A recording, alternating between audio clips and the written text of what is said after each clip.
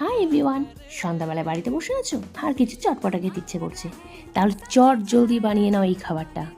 আরে কথা দিচ্ছি, কোথায় ফিশ ফ্রাই আর কোথায় চিকেন পকোড়া, সব হার মেনে যাবে।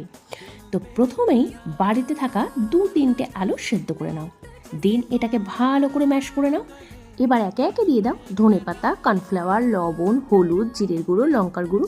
এটাকে একসঙ্গে ভালো করে মেখে নাও, তারপর বল করে নাও গোল করে। এবার এটাকে বাটার দিয়ে ভালো করে ব্রাশ করে নাও। ও, আর এইটা বলতে ভুলে গেছি, আমি আজকে দুভাবে তোমাদেরকে দেখাবো ক্রিস্পি পটেটো বলস। প্রথমটা দেখাবো অয়েল ফ্রি, যারা অয়েল অ্যাভয়েড করো তাদের জন্য তো এটা বেস্ট হবে। অ্যান্ড সেকেন্ড হবে ডুবো তেলে ভাজা, যারা পাড়ার মোড়ে দাঁড়িয়ে সন্ধ্যাবেলায় ডুবো তেলে ভাজা চপ সিঙ্গারা খেতে ভালোবাসো, এটা তাদের জন্য। এবার এটা আমি 5 মিনিটের জন্য দিয়ে দিলাম। এবার 5 মিনিটের জন্য আমার কাজ শেষ।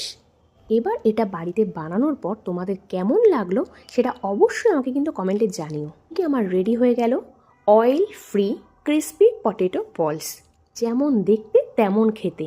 সসে ডোবাও আর চটপট খেয়ে নাও। আর বাকি যেগুলো পড়ে রইলো এগুলোকে আমি পুরো ডুবো তেলে ছেড়ে দেবো। এবার এগুলোকে ভালো করে ভেজে নিয়ে গরম গরম সার্ভ করব। কি দেখে লোভ লাগছে তো। আর হ্যাঁ, এটা তোমরা নিরামিষের দিনও বানাতে পারো, কারণ এর মধ্যে কোনো আমিষ বা পেঁয়াজ রসুন কিচ্ছু নেই। আর কমেন্টে কিন্তু একদম জানাতে ভুলো না এটা তোমাদের কেমন লাগলো। তো টাটা, বাই বাই, আবার তোমাদের সাথে দেখা হবে আমার নতুন কোনো ভিডিওতে।